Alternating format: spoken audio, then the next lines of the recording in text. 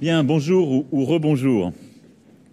Écoutez, je souhaitais, après la conférence de presse commune que nous avons donnée avec le président Trump et nous avons pu exprimer quelques points importants, revenir peut-être plus en détail sur le G7 qui vient de se tenir.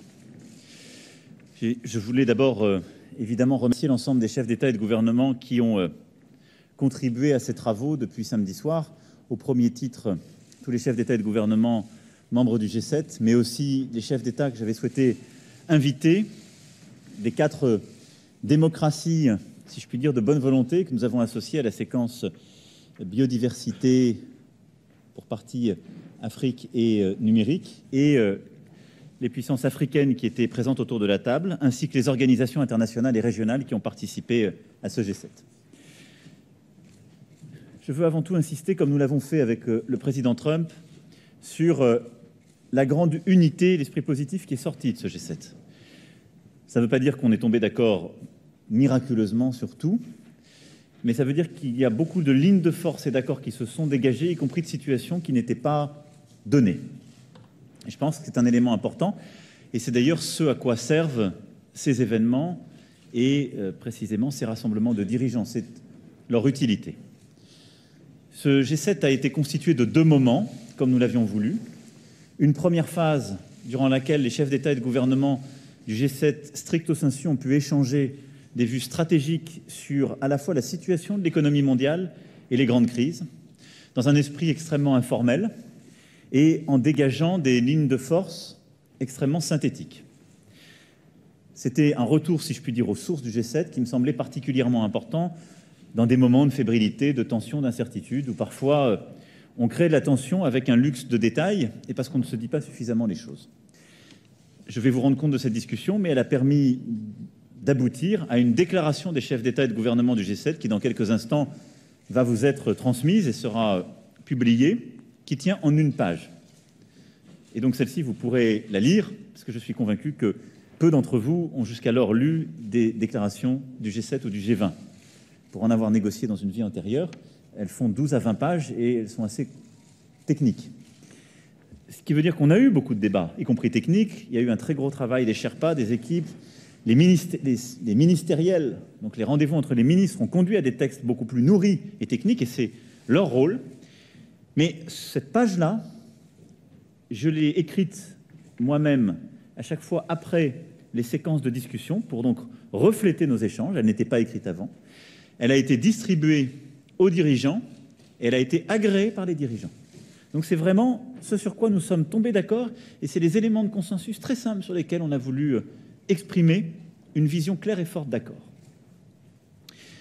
Sur ce volet, et donc cette première partie du G7, nous avons eu une discussion sur le commerce international.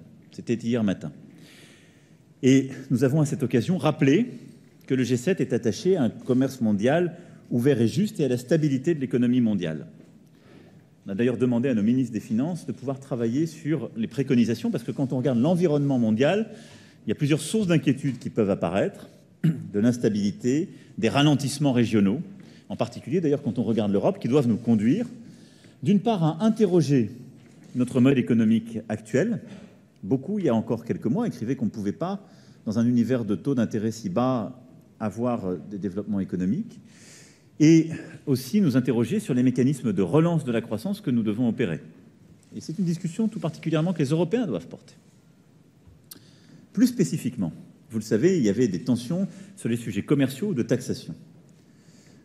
Nous avons acté ensemble, je nous lis, de dire que le G7 veut changer en profondeur l'Organisation mondiale du commerce afin d'être plus efficace dans la protection de la propriété intellectuelle, de régler plus rapidement les différends et d'éradiquer les pratiques commerciales déloyales. Ça veut dire qu'il y a une discussion en cours, comme on le rappelait tout à l'heure, entre les États-Unis et la Chine, qui est très importante. Mais il y a aussi une volonté de tous les membres du G7 d'avoir une organisation internationale plus efficace pour lutter contre ce qui parfois nous a affaiblis ou ce qui a pu nous diviser. C'est un élément très important parce que nous actons ainsi que pour nous c'est l'essentiel de la réponse et surtout nous décidons de travailler ensemble pour le résoudre. Fini la naïveté qu'il y a parfois eu à l'égard de certains, mais fini aussi la volonté de régler le problème de manière simplement bilatérale. Il y a vraiment un travail ensemble qui s'installe. L'autre point, c'est que nous avons très clairement dit ensemble que le G7 s'engage à trouver un accord en 2020 pour simplifier les barrières réglementaires et moderniser la fiscalité internationale dans le cadre de l'OCDE. Ce point-là, je l'ai détaillé tout à l'heure dans la conférence de presse avec le président Trump. Ça fait plusieurs années que nous défendons ce sujet. Nous avons aujourd'hui une fiscalité internationale qui, si je puis dire, a des trous. C'est normal, elle a été conçue à d'autres époques. Et donc qui permet de l'optimisation fiscale devenue inacceptable par certains acteurs. Il y a quelques années, c'était ce qu'on appelait l'évasion de la base fiscale taxable. Vous avez peut-être entendu parler de ce processus dit BEPS de l'OCDE.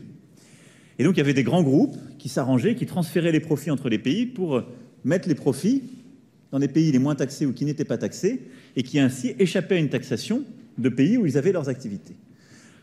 Comment on a réglé ce problème et comment on est en train de finir de le régler? On a construit un accord à l'organisation donc qui est l'OCDE et nous avons défini cet accord dit BEPS contre l'érosion des bases fiscales taxables en bon français et on a une action concertée. Eh bien c'est la même chose qu'on veut faire sur les activités qui échappent aujourd'hui à une taxation. Nous avons décidé ensemble de le faire. Et c'est beaucoup plus efficace que la taxe française. Nous sommes arrivés à prendre cette taxe, vous vous souvenez pour les journalistes français qui sont dans cette salle, parce que nous avons mené le combat à l'OCDE, mené le combat au niveau européen, puis à un moment donné, de manière assez légitime, nos parlementaires, l'opinion publique, les journalistes nous ont dit « d'accord, mais si vous perdez, qu'est-ce que vous faites? Alors vous continuez à nous dire qu'on n'arrive pas à trouver un accord. » On a dit non. Si on n'arrive pas à mettre d'accord les autres, on va au moins le faire chez nous. Il y a une dizaine de pays qui sont en train de le faire. Ça crée une dynamique qui parfois implique des conflits, des malentendus, mais qui a montré qu'on de toute façon on était décidé à avancer. Et bien là, ce qu'on a acté, c'est qu'on allait donc ensemble travailler pour cet accord en 2020. Il y a ensuite une discussion bilatérale, aussi pour régler les sujets potentiels de taxation ou de tarifs qu'il peut y avoir en réaction, pour dire, dès qu'on trouve l'accord, on déduit la fiscalité française de cet accord, et puis nous, on l'abandonnera. Parce que le but, c'est bien de trouver un accord international et d'avoir une taxe internationale. Ça, c'est une avancée très importante parce que nous n'avions jamais, au sein du G7, au niveau des chefs d'État et de gouvernement, acté cela. Les ministres des Finances l'avaient acté à Chantilly, nous pas encore. Et c'est un point très important parce que ça va éviter la division et donc la destruction de valeur. Je voulais insister sur ces points en matière économique. Ils sont très importants. C'est des éléments de court terme. Plus largement, moi je crois que j'essaierai de prendre des initiatives en ce sens dans les prochaines semaines. Il nous faut repenser quand même beaucoup de nos dogmes économiques et financiers. Parce qu'on voit que l'univers économique et financier dans lequel nous avançons est en tout cas aux limites de la pensée contemporaine. Et encore une fois, je crois qu'il nous faut quand même revisiter certains automatismes. Ensuite, nous avons eu, à la fois samedi soir et aujourd'hui, des discussions en format G7 très informelles sur les crises, les situations chaudes géopolitiques. D'abord sur l'Iran. Nous avons longuement parlé de ce sujet tout à l'heure ensemble avec le président Trump. Bon, ce qui m'importe, c'est qu'on a là aussi dégagé ensemble nos deux objectifs. Et ça a beaucoup de valeur. Nous avons dit que nous partageons pleinement deux objectifs. Faire en sorte que l'Iran ne puisse jamais se doter de l'arme nucléaire, favoriser la paix et la stabilité dans la région. Nous sommes tous d'accord là-dessus. Je ne reviens pas sur les initiatives que nous avons pu prendre, mais je veux ici vraiment en tout cas remercier d'une part le président Trump, parce que dès la première discussion que nous avons eue samedi midi, il a été très clair sur les objectifs qui étaient les siens et sa volonté d'essayer de trouver un accord. Ensuite, sur la clarté de l'échange qu'on a eu samedi soir, où il a pu préciser ce qu'il voulait, un accord plus long, plus clair, avec plus de sites vérifiés, plus protecteur. Et il a permis que nous puissions avancer du coup sur des initiatives en parallèle, ce qui a été fait par le ministre des Affaires étrangères et par une discussion aussi à part qu'il y a eu entre le ministre des Finances et son homologue américain aussi sur des sujets techniques et qui ont permis vraiment de réfléchir à cette situation plus largement. Je veux aussi remercier la chancelière Merkel et le Premier ministre Johnson parce que ce travail a été fait très étroitement avec eux deux, que nous associons constamment, parce que comme vous le savez, nous sommes les 3 pays européens signataires de ce JCPOA, et donc notre coordination est à mes yeux très importante et donc nous avons constamment évidemment associé l'Allemagne et la Grande-Bretagne à ce travail et à ces initiatives. Je pense que tout n'est pas réglé, il faut être très prudent, extrêmement humble dans ce moment-là. Mais il me semble que d'abord, nous avons su à 7 dire clairement ce que nous recherchons tous ensemble. Unité, clarté, apaisement. Ensuite, nous nous sommes parlé, et y compris sur les détails techniques, nous avons amorcé des discussions entre nous, pas avec l'Iran, mais entre nous déjà, sur ce point. Et puis nous, Français, nous avons pu continuer à discuter avec l'Iran à la lumière de toutes ces avancées. Et enfin, on a pu obtenir un message positif sur les intentions, l'acceptabilité d'une rencontre, du côté américain comme du côté iranien, avec beaucoup de prudence à ce stade. Mais avec le fait que, de part et d'autre, si une rencontre est utile, dans le bon format, au bon moment, ils y sont prêts. Ça, je crois que c'est très important. Donc tout ça doit nous conduire quand même à court terme à de la désescalade, et je l'espère à la préparation d'une solution utile. En tout cas, nous allons continuer d'y travailler avec beaucoup d'humilité, mais ça n'aurait pas été possible sans vraiment cette clarté du président américain et ce travail que nous avons fait en particulier avec la Grande-Bretagne et l'Allemagne. Je veux aussi remercier le Premier ministre Abe qui a mené plusieurs initiatives à l'égard de l'Iran. Et nous sommes très vigilants à ce que ces discussions se poursuivent. J'appellerai le président Rouhani dans les prochaines heures pour pouvoir lui parler. Les ministres parleront à leurs homologues également en ce sens. Sur la Russie, nous avons eu, et la situation en Ukraine, nous avons eu là aussi une longue discussion. Nous avons acté, et c'est dans le texte très court que nous sortons, que nous réunirons en septembre une réunion au niveau des chefs d'État et de gouvernement en format Normandie. J'avais commencé cette discussion avec le président Poutine à Brégançon il y a une semaine, quasiment heure pour heure, qui souhaitait aussi qu'on puisse avoir une telle réunion. Et j'avais eu au téléphone le président Zelensky, que le ministre a pu avoir aussi pendant ce sommet, qui a confirmé cette intention. Parce que nous pensons que les conditions sont réunies pour avoir un sommet utile au niveau des chefs d'État et de gouvernement. Là aussi, c'est une situation qu'on connaît depuis plusieurs années, sur laquelle il faut rester vigilant et humble. Mais il nous semble que, par les discussions des dernières semaines, nous pouvons avoir des vraies avancées concrètes. J'espère qu'elles se feront d'ailleurs pour certaines dès les prochains jours, suite aux discussions que nous avons pu avoir, mais qu'il s'agisse des sujets opérationnels sur les prisonniers, sur la ligne de front comme sur la situation politique. Nous allons nous attacher avec la chancelière à proposer des dates très rapidement au président Zelensky et au président Poutine. Par contre, la discussion n'a pas permis de dégager un consensus sur l'invitation qui serait faite à la Russie de revenir autour de la table. C'était une très bonne discussion, mais vous savez que la règle implicite du G7, c'est que tout le monde soit d'accord, c'est l'unanimité en particulier pour inviter un nouveau membre autour de la table. C'est la décision de la puissance invitante d'inviter un pays, mais à titre d'invité, mais le passage de G7 à G8 doit être une décision unanime.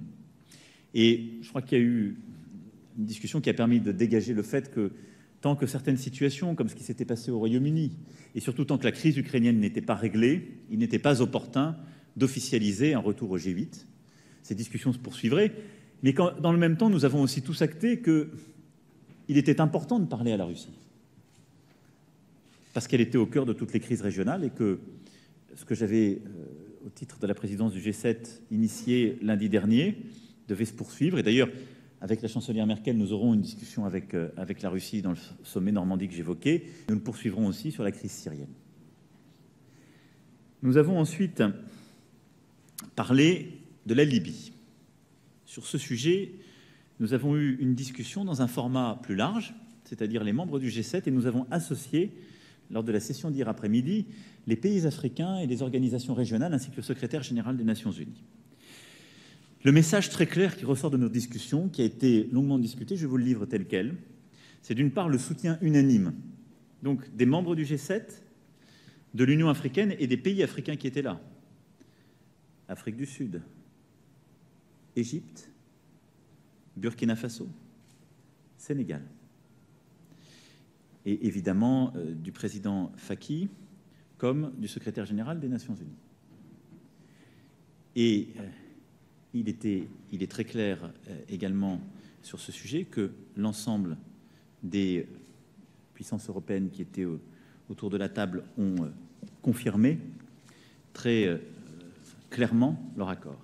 Le président Kagame a également été associé à cette discussion et a participé à cet accord. Donc toutes les puissances invitées ont eu à s'exprimer et c'est à l'unanimité que nous avons acté le texte. Premièrement, nous soutenons une trêve en Libye qui puisse donner lieu à un cessez-le-feu durable. Deuxièmement, nous considérons que seule une solution politique permettra d'assurer la stabilité de la Libye. Troisièmement, nous appelons de nos vœux une conférence internationale bien préparée, associant toutes les parties prenantes et tous les acteurs régionaux concernés par le conflit. Quatrièmement, nous soutenons le travail des Nations Unies et de l'Union africaine afin de mettre en place une conférence interlibyenne. Ce qui veut dire très concrètement que tous les États présents, G7, pays africains, organisations régionales, Nations Unies, avons décidé sans réserve de soutenir la trêve et un cessez-le-feu durable, mais que nous avons aussi décidé de soutenir la feuille de route présentée par le représentant spécial du secrétaire général des Nations Unies. C'est celle-ci qui propose une conférence internationale élargie, impliquant toutes les parties prenantes de la région dans ce conflit. Nous souhaitons qu'elle puisse se faire dans les meilleurs délais, et elle est maintenant à préparer. Et des réunions ont commencé à se tenir, en particulier à Paris, à Berlin, et continueront dans les prochaines semaines. Mais qu'au-delà de ça, nous souhaitons aussi que l'Union africaine puisse pleinement se réinvestir, en particulier dans la conférence interlibyenne qui est à préparer. Là aussi, le secrétaire général des Nations Unies et son représentant, M. Salamé, ont fait un très gros travail. Il est important d'associer pleinement l'Union africaine, mais c'est ce double travail avec les puissances qui agissent depuis l'extérieur, comme avec l'ensemble des parties prenantes libyennes, qui peut nous conduire à un chemin positif et à un résultat. Nous avons évidemment évoqué également la question de la Syrie. Le secrétaire général des Nations Unies a pu nous présenter ce matin en détail la situation, les avancées. J'avais évidemment eu une très longue discussion avec le président Poutine sur ce point également lundi dernier. Il en ressort un message commun très clair du G7 de préoccupation sur la situation à Idlib et le rappel d'une exigence de protection des civils et des personnels humanitaires. Et nous sommes tous attachés évidemment à cette situation humanitaire, tous profondément préoccupés, tous aussi préoccupés au-delà de ce conflit de la situation et de la protection indispensable à apporter à tous les travailleurs humanitaires, à tous les journalistes et à tous les défenseurs des droits. Car de manière croissante, dans ces zones de conflit, nous voyons ces humanitaires, ces défenseurs des droits, de plus en plus menacés. La question se pose donc tout particulièrement à Idlib, où nous souhaitons réaffirmer de manière très claire un message là, de soutien à toutes les initiatives prises et aux Nations Unies. Il ne peut pas y avoir d'impunité en la matière, et quelque lutte que ce soit contre le terrorisme ou quelques groupements ne peut justifier le sacrifice de populations civiles et a fortiori d'enfants. Nous avons ensuite échangé sur la situation au nord-est. Le président Trump nous a exposé aussi les discussions en cours avec la Turquie, et nous sommes tous très attachés à ce que cette zone tampon puisse se maintenir, qui protège évidemment une partie de la population syrienne, en particulier les combattants rebelles, et qui est un élément de la stabilité. Et puis nous avons également apporté tout notre soutien au processus politique enclenché par le secrétaire général des Nations Unies. Celui-ci avait donné lieu à un soutien fort et important, vous vous en rappelez, l'année dernière, lors du sommet d'Istanbul, où l'Allemagne, la France, la Turquie, la Russie s'étaient réunis pour rapprocher deux processus, celui dit du small group et d'Astana, pour veiller à ce que nous puissions tous ensemble soutenir ce processus onusien. Nous avançons sur ce point. Nous sommes presque au moment d'obtenir un accord de tous sur la constitution du comité constitutionnel porté par les Nations Unies. Et je veux saluer sur ce point le travail du secrétaire général des Nations Unies qui a résisté à toutes les pressions, est en train de finaliser celui-ci. Il y a eu un message confiant sur ce point. C'est un élément essentiel parce que la stabilité durable de la Syrie ne pourra être trouvée, et là-dessus nous sommes tous d'accord aussi, que si nous savons assurer une Syrie pacifiée et plus inclusive. C'est-à-dire avec un comité constitutionnel qui peut travailler, avec des réformes qui permettront d'être proposées ensuite au vote des Syriens, et avec des Syriens qui, vivant en Syrie ou en dehors de Syrie, pourront être pleinement associés au vote et décider de leur destin. le retour des réfugiés ne pourra être quant à lui réglé que quand la sécurité de ces derniers dans leur pays d'origine pourra être assurée. Et les échanges que j'ai pu avoir encore ces dernières semaines avec le HCR me l'ont confirmé. Sur la Corée du Nord, nous avons eu également une discussion cet après-midi en format G7 et nous souhaitons rappeler l'attachement du G7 à une solution qui permette par la négociation la dénucléarisation complète, vérifiable et irréversible de la péninsule. Nous avons aussi évidemment souhaité rappeler, et le Premier ministre Abe a justement appelé notre attention sur l'importance de ce sujet, le plein respect des droits de l'homme et en particulier que le sujet des personnes enlevées soit traité et réglé. C'est un sujet important pour le Japon tout particulièrement, mais pour nous tous. Là-dessus aussi, le président Trump a pu exposer les initiatives prises ces derniers mois et l'avancée des discussions avec le président de Corée du Nord. Enfin, nous avons échangé sur Hong Kong. Sur ce point, nous avons acté aussi d'un message très clair. Le G7 réaffirme l'existence et l'importance de la déclaration sino-britannique de 1984 sur Hong Kong et appelle à éviter les violences. Et sur ce point, il était aussi important, tout particulièrement compte tenu aussi des accords qui ont été signés historiquement entre la Grande-Bretagne et la Chine, que ce qui a été acté entre ces deux puissances soit pleinement respecté et que la situation soit véritablement maintenue sous contrôle. Voilà les grands sujets stratégiques qui ont été évoqués dans ce format réduit. Comme vous le savez, j'avais ensuite souhaité mettre la lutte contre les inégalités au cœur de ce G7 et innover là aussi dans la méthode en associant, comme je vous le disais, des puissances démocratiques de bonne volonté, l'Afrique au cœur des débats, et c'est avec les pays africains que je citais que nous avons construit l'agenda et que nous avons bâti ces solutions, et évidemment les organisations internationales. Sur ce sujet, je voulais très rapidement revenir sur quelques initiatives et là aussi vous tenir au courant. Lutter efficacement contre les inégalités contemporaines, c'est d'abord agir de manière efficace pour changer les règles, le fonctionnement de l'économie de marché des grands acteurs économiques. C'est ce que nous avons longuement discuté hier midi. Et sur ce point, plusieurs initiatives sont à souligner. L'initiative dite B4IG, Business for Inclusive Growth, qui a été construite avec des acteurs économiques du secteur privé et qui a été présentée donc durant cette section, qui est la détermination et l'initiative autour de laquelle plusieurs acteurs, investisseurs, entreprises se sont engagés pour acter que l'entreprise n'était pas simplement un lieu où on produit des bénéfices pour les actionnaires, mais bien un lieu qui a à se saisir des défis contemporains en matière climatique, d'égalité des sexes, d'inégalité, de partage de la valeur. Et autour de cette initiative, les gouvernements ont pu échanger, les soutiennent pleinement. Nous avons pour la première fois aussi obtenu un texte commun de toutes les organisations internationales pour plus de coordination dans leur action contre les inégalités. C'est un sujet très important. J'avais eu l'occasion de l'évoquer lors du discours que j'avais fait à l'Organisation internationale du travail. C'est la cohérence de notre agenda global. Nous avons parfois tendance à défendre des positions quand nous sommes à l'OMC ou au FMI et à dire le contraire quand nous prenons des engagements climatiques ou quand nous sommes à l'OIT. Il est essentiel que toutes ces organisations qui travaillent en notre nom puissent se coordonner pour que nous ayons un agenda de croissance sociale et climatique. Parce que lutter contre les inégalités, c'est d'abord un agenda de justice, mais c'est aussi un agenda d'efficacité. Lorsque l'inégalité s'installe entre pays, cela crée des situations de déstabilisation, de guerre, de conflit. Lorsque l'inégalité s'installe au cœur des sociétés, cela affaiblit la démocratie et cela rend instable la croissance même durable de nos sociétés. C'est dans ce contexte-là aussi que nous avons décidé d'avancer sur un agenda volontariste en matière d'égalité femmes-hommes.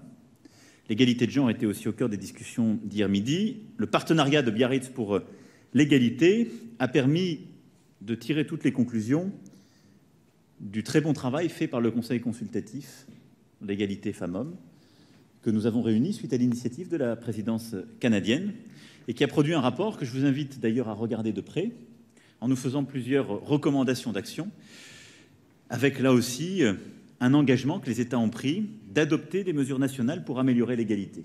C'est cette idée du bouquet législatif qu'ils nous ont proposé. Et ils ont détaillé d'ailleurs les meilleures pratiques dans chaque pays. Moi-même, je me suis engagé d'ailleurs à m'inspirer de plusieurs pratiques, certaines américaines, d'autres européennes, pour améliorer l'accès à l'entrepreneuriat des femmes. Mais c'est une initiative comme ça d'amélioration entre nous qui a été proposée.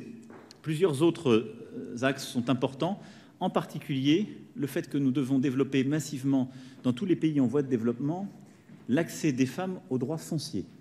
Je le dis parce que c'est un point très important pour aider à l'émancipation des femmes et des droits des femmes. Dans beaucoup de pays, en particulier sur le continent africain, l'accès au foncier n'est pas égalitaire. Ne pas avoir accès au foncier dans beaucoup de ces pays, c'est ne pas avoir accès derrière au crédit, à l'égalité des droits. Nous avons également lancé le Fonds pour les victimes de violences sexuelles, qui a été présenté par les 2 prix Nobel et qui est porté donc, par Mme Mourad et M. Mukwege, et qui est vraiment l'initiative, le travail d'une vie, si je puis dire, du docteur Mukwege.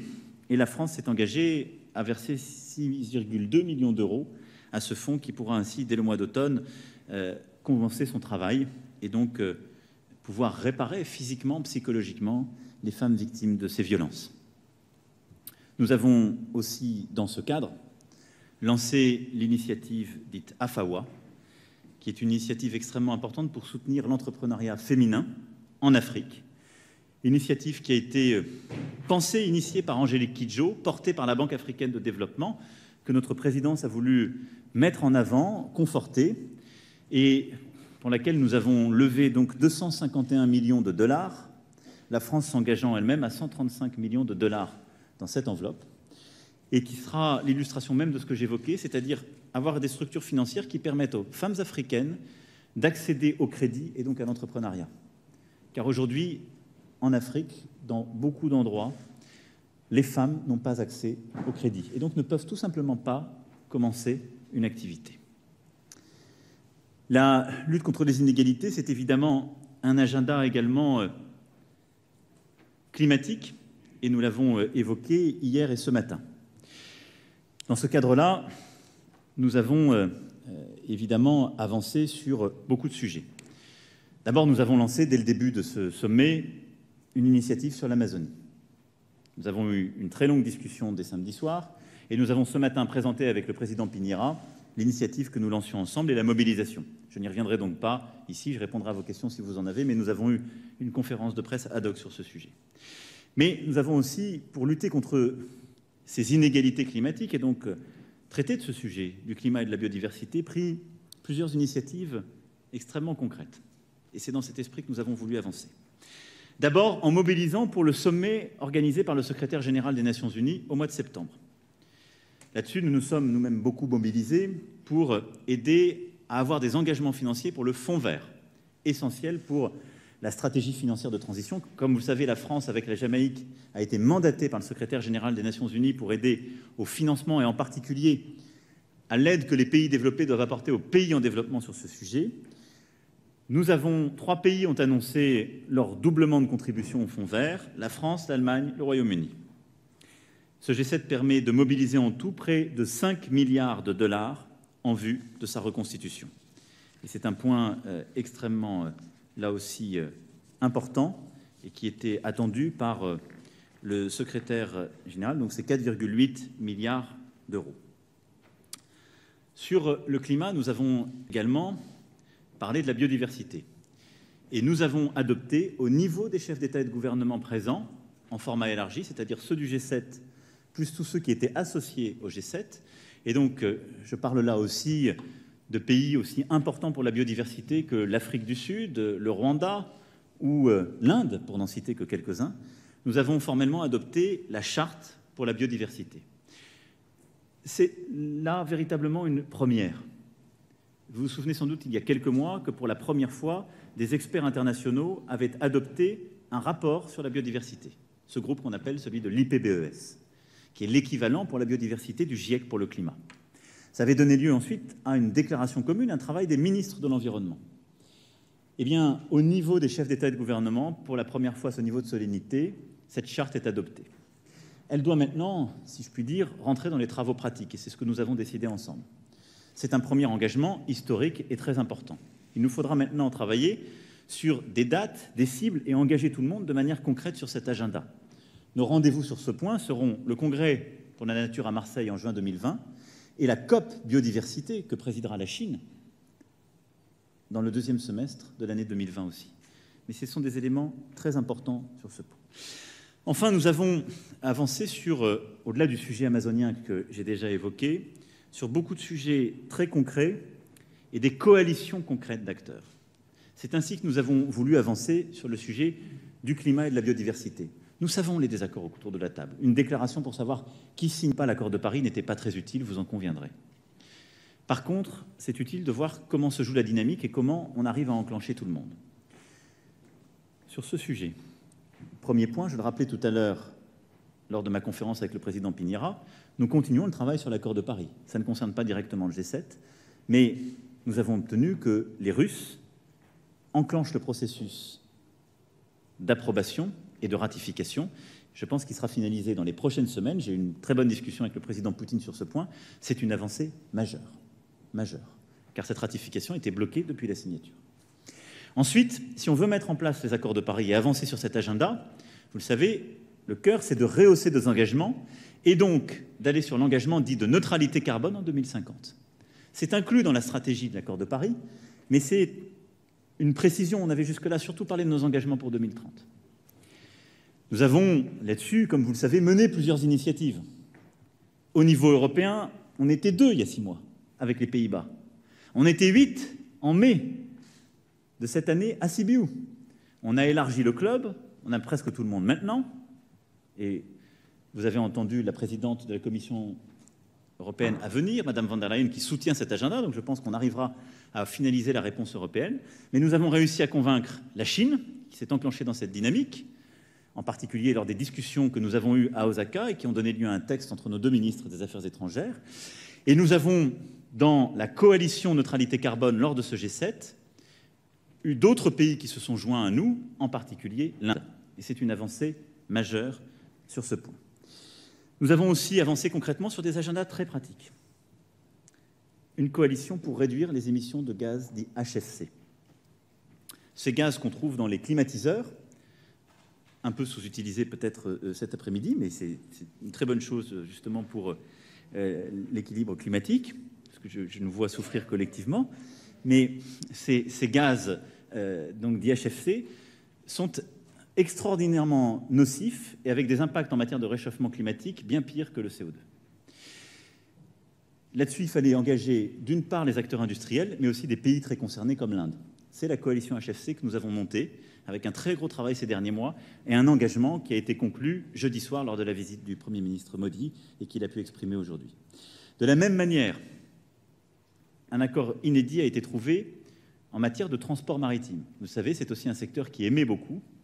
Et là-dessus, nous avons engagé avec tous les acteurs de ce secteur une vraie dynamique positive. Et je veux remercier tout particulièrement les armateurs français et le cluster maritime français qui a été leader sur ce point. Et on a ensuite convaincu de manière très large et qui a pris un engagement très clair avec plusieurs points qui ont été rappelés d'ailleurs il y a plusieurs jours par M. Picard et M. Saadé à Paris. L'engagement de ne pas utiliser la route du Nord, ce qui est très important, parce que la route du Nord, elle sera et serait ouverte par le réchauffement climatique et la fonte des glaces. Si les transporteurs s'engagent à ne pas utiliser cette route, ils disent clairement on ne fera pas de business sur les conséquences nocives du réchauffement climatique. Mais surtout, c'est un engagement mondial, un ralentissement de la vitesse, ce qui est une des mesures les plus efficaces pour pouvoir réduire les émissions. Et enfin, c'est aussi un engagement à innover et accroître les financements et pratiques innovantes qui sont bonnes pour cette transition. Et puis pour n'en citer qu'une et finir là-dessus, il y a aussi une coalition très importante en matière justement d'émissions sur le textile. Pour la première fois, plusieurs dizaines d'acteurs du secteur textile se sont engagés à réduire les émissions et les déchets de leur secteur. Je l'ai rappelé à plusieurs reprises, parce que c'est souvent absent de nos débats, le secteur textile est le 2e plus polluant au monde après le secteur pétrolier. Il représente plus d'émissions que l'ensemble des vols internationaux et du transport maritime réunis. Et il représente, selon les estimations, environ un tiers des déchets que nous retrouvons en mer. Et il y a eu un engagement très fort qui a été porté par une coalition d'acteurs industriels de tous les continents pour changer les pratiques, favoriser les pratiques comme celles qui sont emblématiques sur cette montre du G7 que nous avons voulu parfaitement recyclable, et s'impliquer dans les tissus et les matériaux recyclables, réduire les émissions, avoir aussi une économie plus circulaire et donc s'engager dans des initiatives très concrètes. Voilà quelques points que je souhaitais avancer, mais pour vous dire que l'agenda climatique, au-delà évidemment de la question amazonienne qui était au cœur de tous les sujets et de toutes nos discussions, a avancé sur tous ces points de manière importante. La lutte contre les inégalités, c'est aussi la santé. Nous en avons longuement parlé, mais juste d'un mot, nous avons évidemment utilisé aussi ce G7 pour en faire un point de rendez-vous avant la reconstitution du Fonds mondial que la France aura à organiser à Lyon au mois d'octobre. Et sur le Fonds mondial, c'est 4,6 milliards d'euros d'engagements qui ont pu être confirmés aujourd'hui en vue du rendez-vous d'octobre. Comptez sur moi, je maintiendrai la pression. Nous avons également longuement travaillé sur l'Afrique. C'était le cœur de la séquence d'hier après-midi.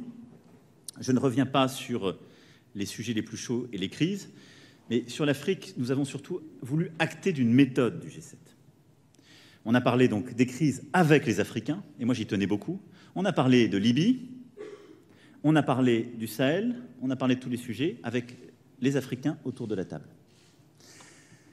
Et donc nous avons, au-delà de cette discussion, acté une déclaration commune sur la Libye. Nous avons ensuite acté d'un partenariat commun pour la stabilité et la sécurité au Sahel, qui a été présenté hier après-midi avec la chancelière Merkel et le président Kaboré, et qui était un point très important sur les sujets de sécurité. Nous avons acté de l'initiative AFAWA, dont je viens de vous parler, pour l'entrepreneuriat féminin. Et je souhaite que nous puissions aussi adopter un partenariat stable et dans la durée, associant plus concrètement l'Afrique et l'ensemble des puissances africaines pour qu'ils construisent avec nous cet agenda. Enfin, nous avions ce matin également une discussion sur le numérique, parce que c'est un sujet essentiel de cet agenda en matière de lutte contre les inégalités et de préservation de nos démocraties. Il y a évidemment tout l'aspect positif, la création de valeur, les innovations qui sont permises par le numérique, dont nous avons longuement discuté et que nous accompagnons par des initiatives, des financements et que nous avons à traiter. Mais il y a aussi, en quelque sorte, des règles à créer pour le numérique et que nous devons créer ensemble. Il ne s'agit pas d'avoir un numérique qui soit surréglementé, il s'agit simplement que le secteur numérique ne soit pas une jungle économique, une jungle civique, et que lorsque nos citoyens sont en train d'échanger sur les réseaux sociaux, qu'ils aient les mêmes devoirs que dans la rue et les mêmes droits, que l'information puisse être aussi libre et protégée dans sa véracité, et donc transparente, et que l'initiative économique soit juste. C'est pourquoi nous avons obtenu plusieurs avancées sur ce point. La signature par les acteurs de l'Internet d'une charte pour un Internet libre, sûr et ouvert, pour protéger contre les contenus haineux. C'est la poursuite du travail que nous avions lancé au mois de mai dernier à Paris avec l'appel dit de Christchurch. Rappelez-vous, au mois de mai, des acteurs du numérique, plusieurs pays se réunissaient pour justement lutter contre ces contenus haineux. Nous avons formalisé là un accord avec pour la première fois plusieurs plateformes anglo-saxonnes qui ont signé, et européennes qui ont signé cet accord, avec une quasi-unanimité des États pour le soutenir. Et nous continuons le travail.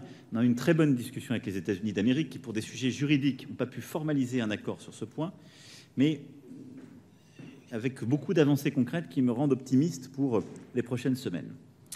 Nous avons ensuite formalisé un soutien unanime, celui-ci, au partenariat Information et Démocratie, qui est, comme vous le savez, une initiative extrêmement importante qui a été lancée par Reporters sans frontières avec plusieurs partenaires, qui avait été présentée au premier forum de Paris en novembre dernier.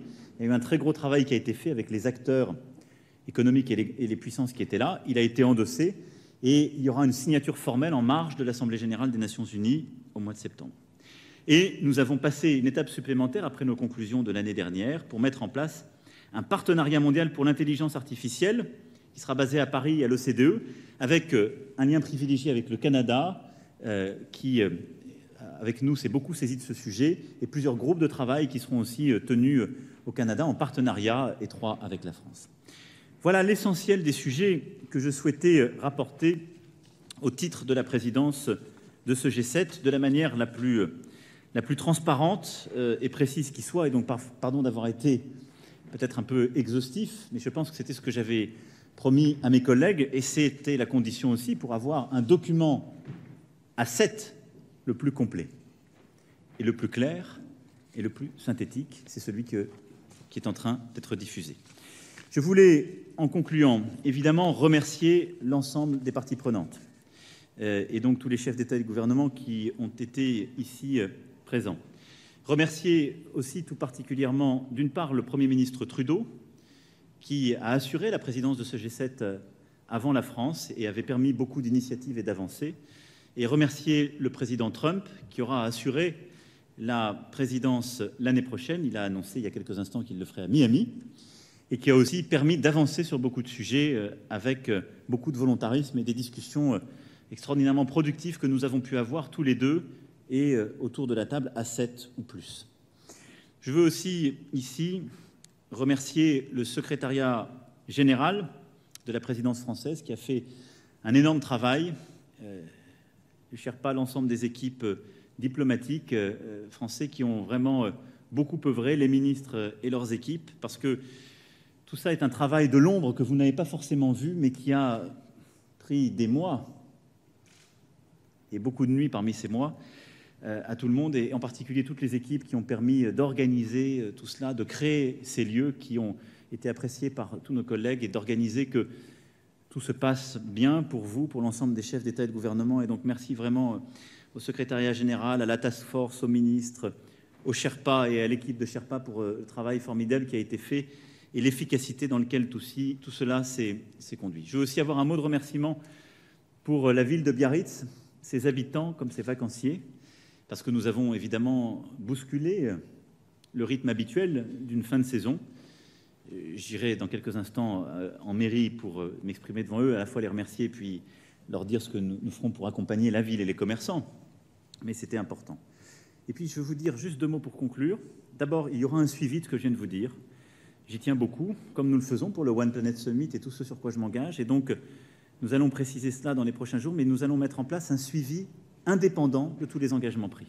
Et donc, en impliquant des ONG, des acteurs du secteur privé, on va mettre en place un processus, là aussi, que je veux inédit, d'accountability, comme on dit en bon français, donc de responsabilité et de rendez-vous de résultats, parce qu'il y a des annonces qui sont faites, c'est très bien, mais il faut que tout soit au rendez-vous et que ça arrive dans la vraie vie des vrais gens, et que tout le monde le fasse vraiment. Nous aussi les premiers, et donc je m'engage à suivre ce processus de suivi indépendant. Enfin, je voulais dire qu'on a essayé lors de ce sommet de faire aussi, de manière très concrète, ce qu'on a dit. Et donc, je pense que ce sommet de Biarritz 2019 restera comme l'un des moins chers de l'histoire, si ce n'est le moins cher. En tout cas, il est 10 fois moins cher, si ce n'est plus que le sommet précédent.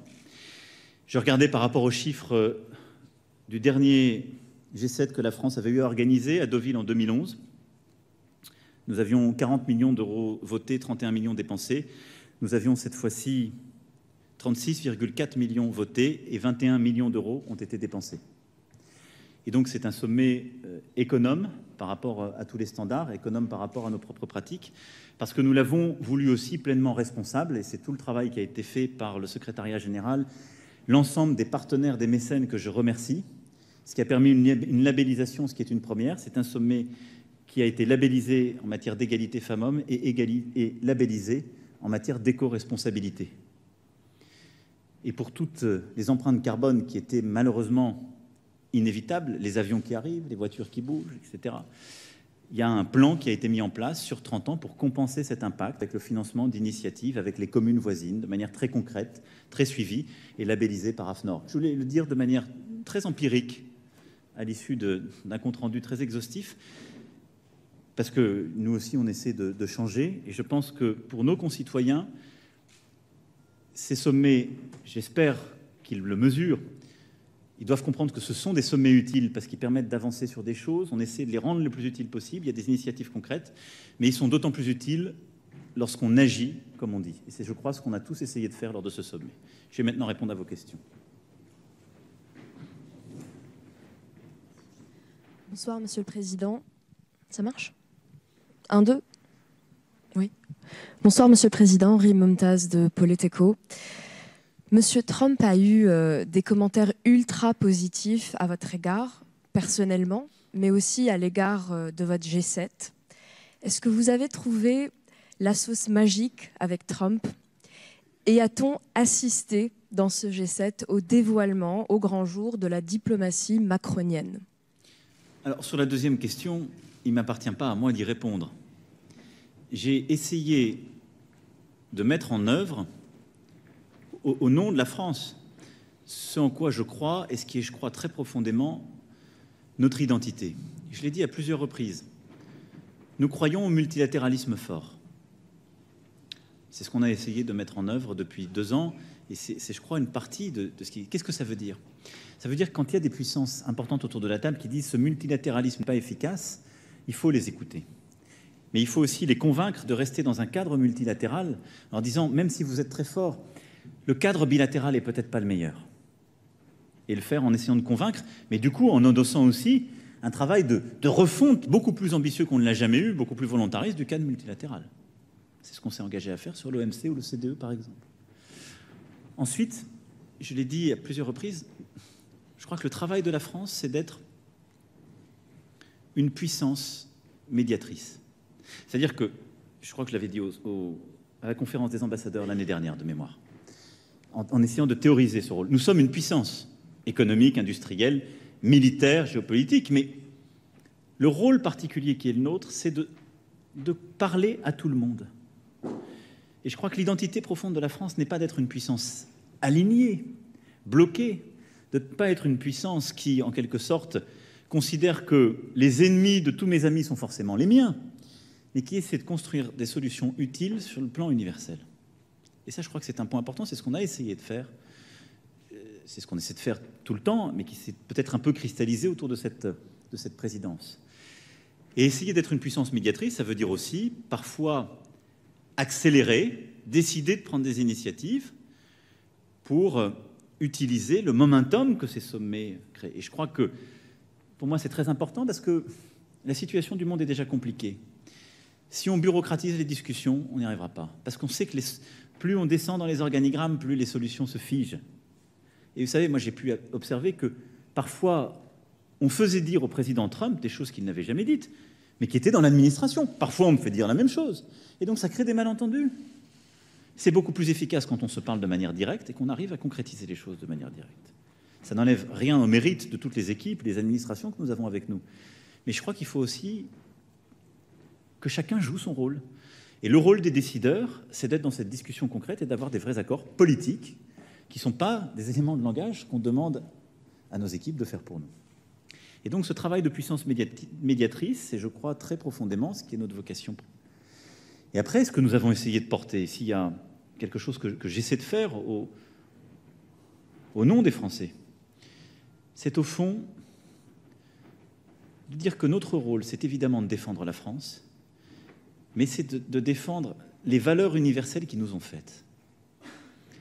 Et c'est ce que je disais l'autre jour en disant que la finalité de notre diplomatie, ça doit être aussi d'aider à la renaissance de ce que j'appelle cet esprit européen, qui est à la fois un esprit de résistance à la fatalité que porte profondément la France, qu'elle a toujours insufflé, et une volonté de bâtir des solutions pour nous-mêmes et des solutions universelles. Il faut ensuite avoir beaucoup d'humilité, parce que tout ça est fragile, parce que les tensions sont grandes, mais notre rôle est au moins d'essayer. Et au nom des Français, c'est ce que nous avons essayé de faire pendant ces deux jours. Sur le président Trump, je crois que ce qui fonctionne, c'est la relation directe, c'est l'explication respectueuse, et c'est la construction de compromis efficaces. Le président Trump est quelqu'un qui, à juste titre, veut défendre les intérêts de son pays, de ses travailleurs. C'est quelqu'un qui aime, qui dit les choses de manière très directe, et qui aime trouver des accords, bâtir des accords. Et donc, ce que j'ai privilégié, c'est un échange extrêmement direct, transparent, permanent avec lui. Et c'est comme ça que je continuerai à faire. Et c'est comme ça qu'on a eu, je dois le dire, vraiment un formidable déjeuner de travail samedi, mais surtout des sessions de travail extrêmement productives et un vrai partenariat entre les États-Unis et la France. Valérie Astruc, France 2. Vous avez déclaré que les conditions étaient désormais réunies pour une rencontre entre Donald Trump et le président iranien Rouhani. Il se trouve que Donald Trump, au début de son mandat, avait cherché à rencontrer Rouhani.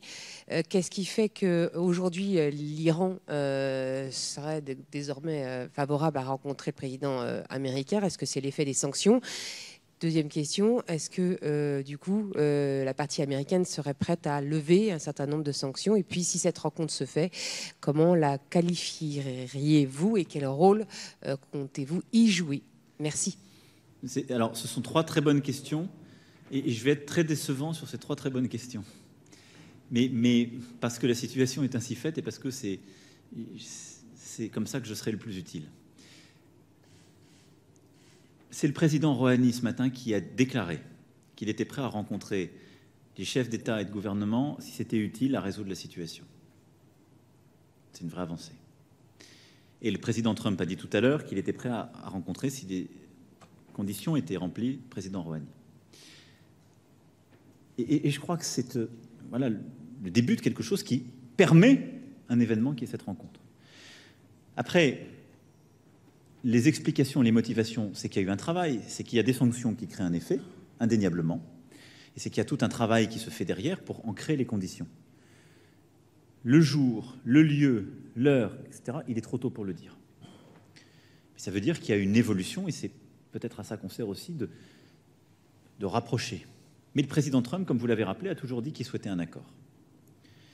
Je crois ensuite qu'il faut respecter les contraintes politiques iraniennes, et les déclarations qui ont été faites. Et donc maintenant, on va construire dans les prochaines semaines, par le travail technique que nous allons d'une part continuer avec la partie iranienne, par les discussions que nous ferons avec l'ensemble des signataires du JCPOA et avec les Américains, on va essayer de faire, nous, avancer nos propositions techniques.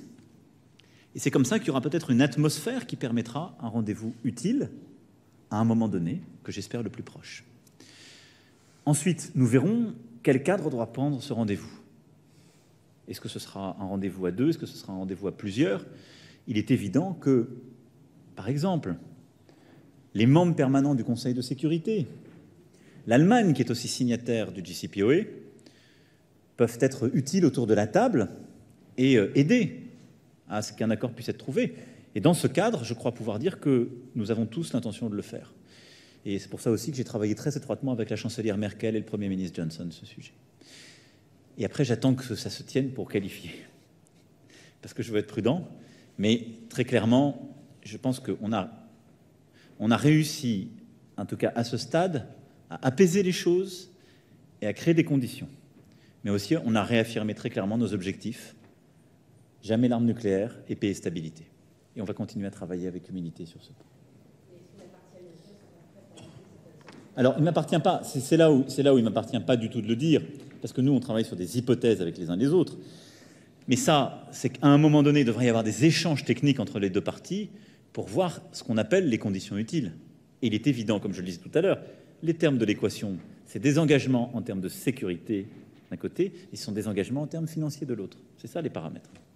Donc, à un moment, au moment où les conditions sont remplies, c'est dans ce sens-là que ça ira.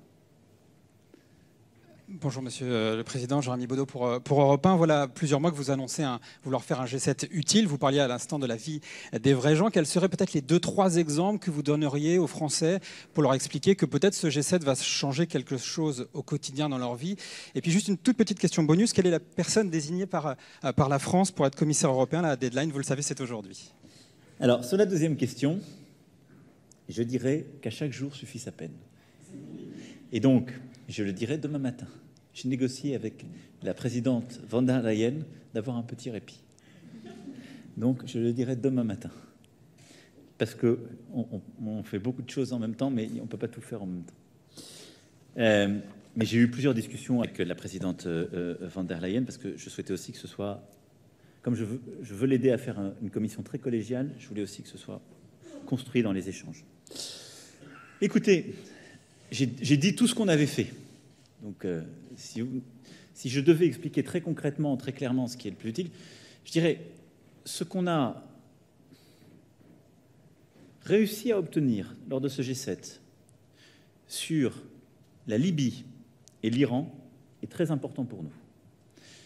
On n'a pas tout réglé. mais je crois qu'on a fait 2 pas utiles dans la bonne direction. Et ça vous touche dans votre quotidien. Parce que si les choses s'embrasent en Iran, si l'Iran obtient l'arme nucléaire, c'est terrible pour nous en termes de sécurité. Mais si les choses s'embrasent dans la région, ça aidera à faire renaître le terrorisme islamiste ou des formes de terrorisme qui touchent nos pays. Et on l'a vécu, encore une fois, en 2015. Donc, construire la paix dans cette région et aider à la stabilité, c'est très utile pour nous, même si ça vous paraît loin. La Libye, c'est aussi très important, parce que, vous le savez, on a fait des erreurs sur la Libye par le passé. On a collectivement mis la Libye dans une situation où il y avait un dirigeant qui ne nous plaisait pas, mais on ne savait pas en trouver un autre, et donc c'est l'anomie dans ce pays. Il n'y a plus de règles. Ça déstabilise en fait toute cette région en Afrique, toute la région du Sahel.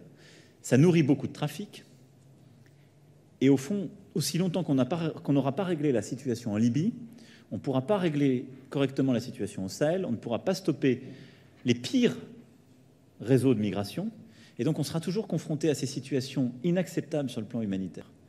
C'est-à-dire les camps de migrants en Libye qui parfois sont bombardés, comme nous l'avons condamné avec le HCR il y a quelques mois, et en obtenant d'ailleurs la fermeture de certains. Et puis les migrants ensuite qui doivent fuir la mer dans des conditions terribles et que nous récupérons en Europe, mais qui ont avant cela vécu une situation terrible. Et donc régler la situation en Libye, et je crois que nous avons vraiment eu un travail utile, c'est bon. Troisième chose, pour la première fois, on s'est mis d'accord sur les sujets commerciaux et de taxes. Ça a un impact sur vous. Quand le monde se dérègle, que l'économie mondiale se dérègle, ça crée du chômage. Vous savez, les tensions qu'il y a et le ralentissement qu'il y a en Chine en ce moment, ça crée un ralentissement de beaucoup d'entreprises allemandes qui exportaient en Chine. Ça crée donc des tensions en Allemagne et un ralentissement de l'économie allemande. Nous sommes ensemble dans la zone euro. Quand l'économie allemande ralentit, c'est pas bon pour l'économie française. Et donc, si on veut recréer de l'emploi plus vite, si on veut développer l'activité économique, on a besoin d'une économie européenne plus forte et donc de stabiliser les choses avec la Chine. Tout ça paraît très loin. Quand c'est vrai, on le parle, vous avez raison de me solliciter à cet égard, mais c'est des choses très concrètes. Nous, on fait des réformes pour créer plus d'emplois en France. Mais si à côté de ça, le moteur se met à tousser parce qu'il y a des effets indirects des crises très loin, ça ne nous aide pas. Donc là, on a pris un pas dans cette bonne direction. De même sur la taxation. Il ne faut pas que les choses s'embrasent. Et puis après, moi, je considère que ce qu'on a fait sur le climat, les coalitions très utiles que j'ai évoquées, c'est très concret pour nos concitoyens. Ils peuvent d'ailleurs y participer eux-mêmes en achetant les bons textiles, parce qu'on va essayer d'aller... Nous, notre engagement avec la coalition, c'est qu'on va changer l'étiquetage, qu'on va justement valoriser ces bonnes pratiques. On s'alimente différemment, on s'habille différemment, on favorise les coalitions. Tout le monde est acteur. Et ça, c'est très concret pour les gens. On veut tous lutter contre le réchauffement climatique et pour la biodiversité. Il faut que les États s'engagent, il faut que les entreprises s'engagent, mais il faut aussi que le citoyen consommateur s'engage. Et là, on a créé le cadre pour cela. Voilà quelques exemples très concrets de choses importantes, utiles. Mr. President, Ranveer Nair from Media India. I hope you don't mind my question in English. Sure. You mentioned about various things that G7 stands for, democracy, information, etc. But we get a feeling that somehow G7 is turning a blind eye to what's happening in Kashmir, where there's a complete lockdown, there's a cutoff of mobiles and information flowing from there. So even as media, we can't operate there. Why is G7 ignoring it? Non, alors, merci pour cette question. D'abord, cette petite page, comme je vous l'ai dit, elle ne couvre pas tous les sujets qui ont été évoqués. Par exemple, on n'écrit rien sur la Corée du Nord, on en a parlé longuement. Sur le Cachemire, moi j'ai eu une discussion très nourrie avec le Premier ministre Modi jeudi soir. Hier soir, lors de notre dîner, nous avons une discussion très nourrie sur le Cachemire avec le Premier ministre Modi, avec le président Trump, avec plusieurs autres dirigeants. Donc il y a eu plusieurs échanges sur ce point.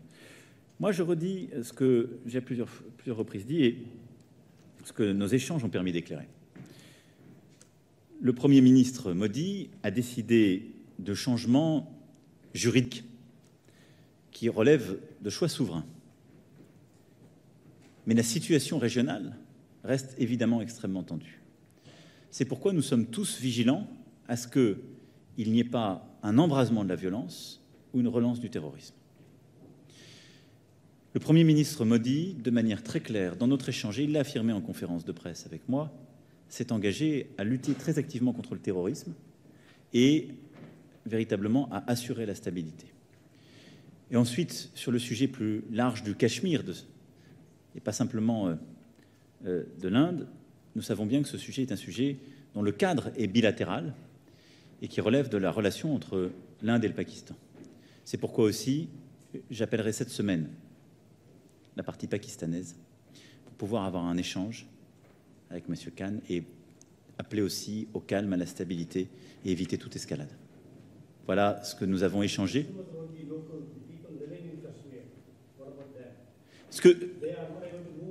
Alors, c'est ce que j'ai dit. Donc, quand je parle d'objectif de stabilité, c'est évidemment qu'on puisse au plus vite normaliser la situation. Pardon, vous avez raison de me reprendre sur ce terme. On prend encore quelques questions. Cédric. Concernant la taxe sur le numérique, vous dites avoir trouvé un début d'accord avec Donald Trump.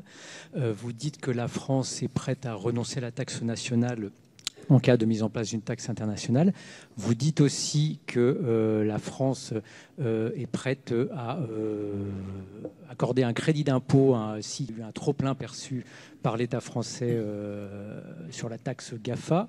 On ne voit pas très bien quelles sont les concessions américaines dans ce début d'accord. Et donc, est-ce que la France est la seule à faire des avancées et des pas en avant? Non, pas du tout. Et merci de me faire préciser cela. Au contraire, jusqu'à présent, il y avait plusieurs pays, y compris autour de la table du G7, qui n'étaient pas favorables à avancer sur cette taxe internationale. Parce que certains de leurs acteurs ne payaient pas du tout de taxes. Donc, c'est une vraie avancée américaine d'aller vers nous sur le sujet de la taxation internationale. Et je pense que c'est vraiment un point qui avait été discuté par les ministres de l'économie et des finances et que nous avons discuté. Et d'ailleurs, c'est ce que reflète notre déclaration commune. Cette page au niveau des leaders, nous le disons très clairement. Et donc, c'est ce que reflète notre déclaration commune. Cette page au niveau des leaders, nous le disons très clairement. Et des bases internationales avec deux piliers. On pourra revenir dans le détail de tout cela. Mais donc, de manière très claire, le mouvement que nous faisons l'un vers l'autre, c'est de dire... Une partie disait, on veut rien entendre parler de rien au niveau international, dit OK, on va travailler et on a envie d'avancer. Et l'autre partie disait, si ça n'avance pas au niveau international, on le fait chez nous. Et nous, on dit, si c'est ça, on arrête. Pour être très clair, l'engagement que prend la France, c'est quoi? C'est de dire, dès qu'on a la taxe internationale, on arrête avec la nôtre. C'est 10 fois plus efficace d'avoir une taxe internationale. C'est ce qu'on voulait depuis le début. Et c'est beaucoup mieux. Donc, évidemment, on l'arrête dès qu'on l'a.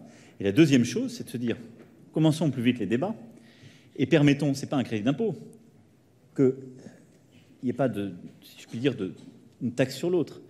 Et donc, la taxe perçue pendant le délai de négociation, si on arrive à un accord, soit déductible de la taxe internationale. Pour pas que ceux qui auraient payé la taxe française et la taxe internationale soient doublement taxés cette fois-ci. Pardon, c'est un peu technique, mais c'est pour être très précis. Donc, pas de double taxation. Donc, c'est pourquoi on s'est engagé à ce que la taxe française soit déductible de la taxe internationale le jour où elle existe. Et puis, derrière, évidemment, engagement qu'on arrête la taxe française le jour où on a la taxe internationale. Maintenant, la clé, elle est dans le travail technique entre nos ministres, dans le cadre de l'OCDE, pour qu'on finalise vite cet accord. On crée un momentum pour que cet accord existe. Et je pense que c'est très important. Je vais prendre encore une question, la dernière, parce que Bonjour. Je crois que je suis en train d'être très... Bastien Auger, LCI TF1. On a le sentiment que les inégalités, qui était le thème de ce G7, ou le climat, sont passés complètement au second plan par rapport aux grandes crises et au commerce. Est-ce que sur ces sujets-là, les choses ont avancé aussi loin que vous le souhaitiez? Et est-ce que le fait que ça ne semble pas être des priorités pour le président américain était un obstacle? Merci. Alors d'abord, il n'appartient qu'à vous d'en parler davantage. Parce que moi, j'ai veillé à ce que le temps des dirigeants soit le même. Et donc, on a eu un dîner sur les crises, une matinée sur le commerce. Vous me faites des gros yeux, mais vous inquiétez pas, j'ai fini. Vous avez raison.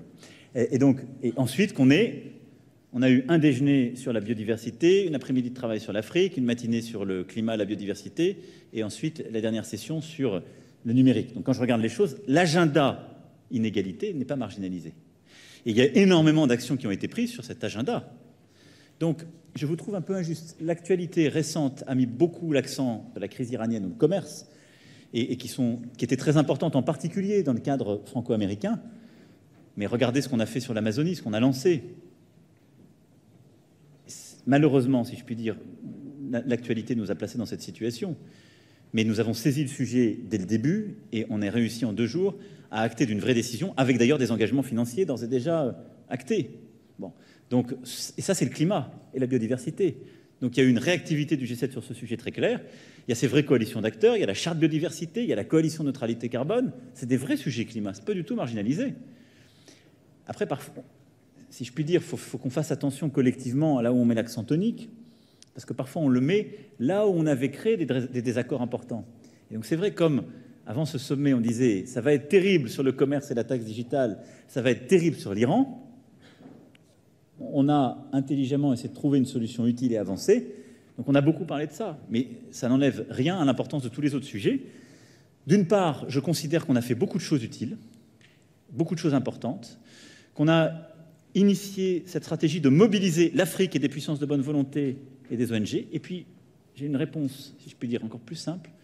Je viens de m'engager au suivi et à la responsabilité. Et donc, vous aurez la pleine réponse à votre question à travers le temps. Moi, je suis prêt à en reparler avec vous de manière régulière pour vous expliquer où on en est de ce que je vous ai dit aujourd'hui, et puis aussi pour que les organisations qu'on va mandater pour faire le suivi transparent puissent vous le dire. Mais vous avez raison, il ne faut pas que l'excitation légitime qu'on a sur un sujet à un moment, l'importance qui lui est donnée, nous fasse oublier des sujets qui sont parfois plus compliqués de très long terme, qui sont à mes yeux au moins aussi importants. Parce que tout se tient. Je le disais tout à l'heure, quand il y a de l'inégalité, de l'effondrement climatique dans une région, c'est là où naît un conflit.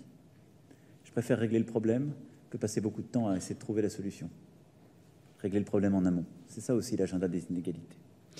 Voilà, mesdames et messieurs, je vais devoir y aller parce que je suis très en retard. On aura d'autres occasions de poursuivre. Je vous remercie pour votre attention et merci pour votre présence pendant ces quelques jours. Je sais que ce sont parfois des conditions compliquées. On a tout fait pour vous les rendre les plus simples possibles pour que vous puissiez travailler dans de bonnes conditions. Et donc, merci pour votre travail. Merci beaucoup.